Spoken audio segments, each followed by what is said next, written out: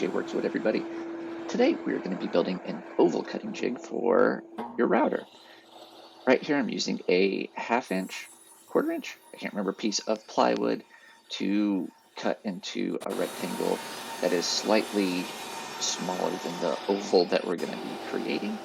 And then you could do it a square. Initially I did a rectangle. Doesn't really matter because it ends up being a square kind of anyway at the end, as you will see. Even though I don't do it, I do recommend turning the blade off, the saw off, before you tilt the blade to about 10 to 15 degrees.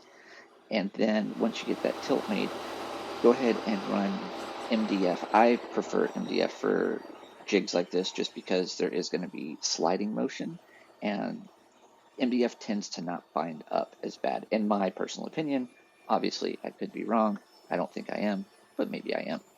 So you're going to cut it down, and you want that to be just about a little over half the width of our base there.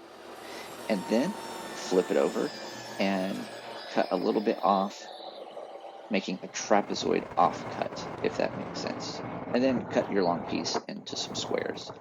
Once you get the squares cut, then put another 10 to 15 degree cut on one of the other sides of each piece. So we have 2 sides that have the beveled cut and 2 sides that are flat.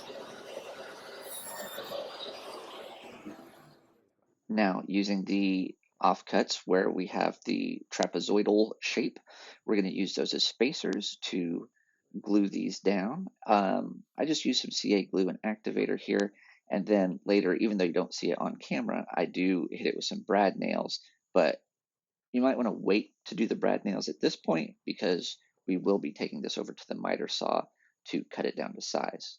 So use those spacers and get everything put on there. You don't want to get it too tight. Make sure everything can slide relatively easily. You don't want anything binding up during the cutting using the jig. So I'm just basically going to make 2 plugs, or 2 pieces that will slide in here. I'll be right back. They don't need to be too long. Perfect. All right. So let's drill these so we can put our pieces in.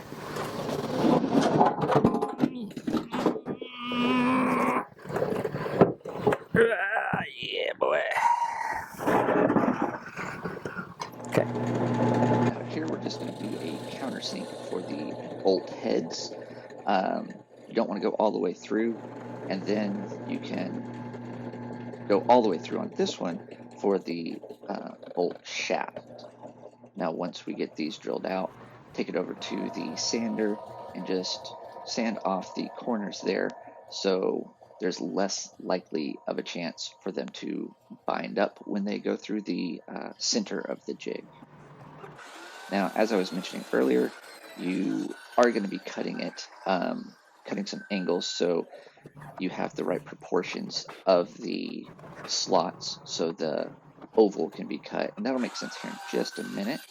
But, you know, again, this is why I didn't put any nails in until afterwards. And you're also going to notice here in a little while, I do mention I should have just gone ahead and cut the corners off of the short side, but you live, you learn. I come back, it doesn't really affect it too bad.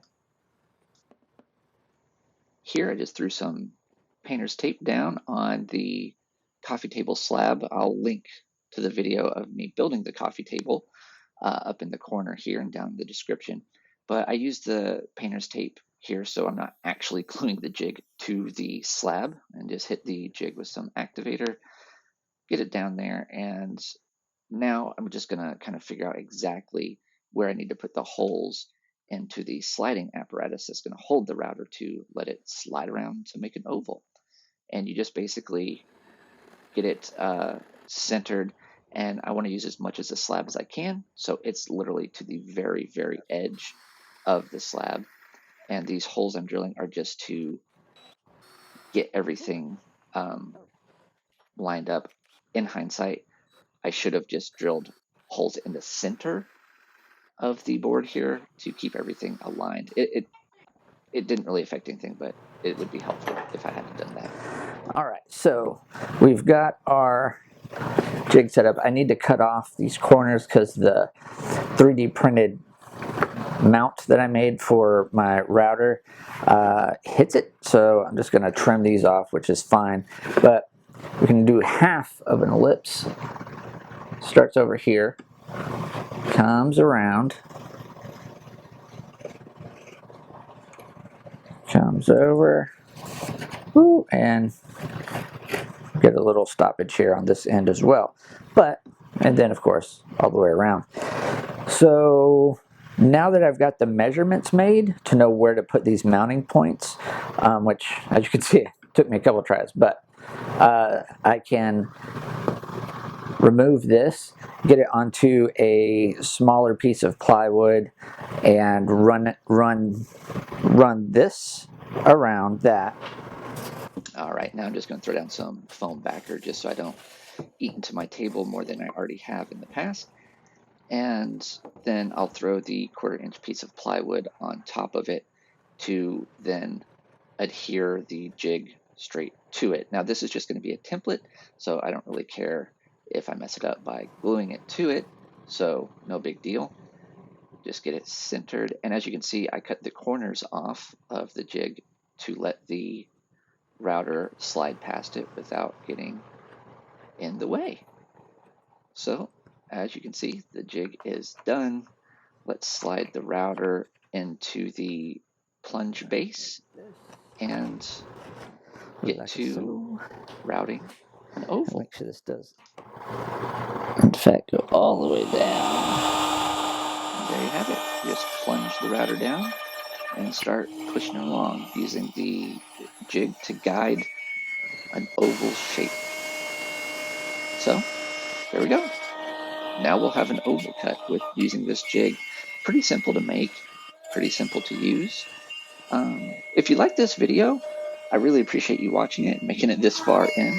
If you want to see more like this, just like and subscribe. Also, leave me a couple comments. Let me know, like, did you enjoy the way that this video went? Do you like more project videos? Do you like more tutorial videos like this on making jigs and tools? I just like working in the shop, so whatever I do, I'm having fun. I hope you're having fun watching, and I hope to see you next time. All right, see you later.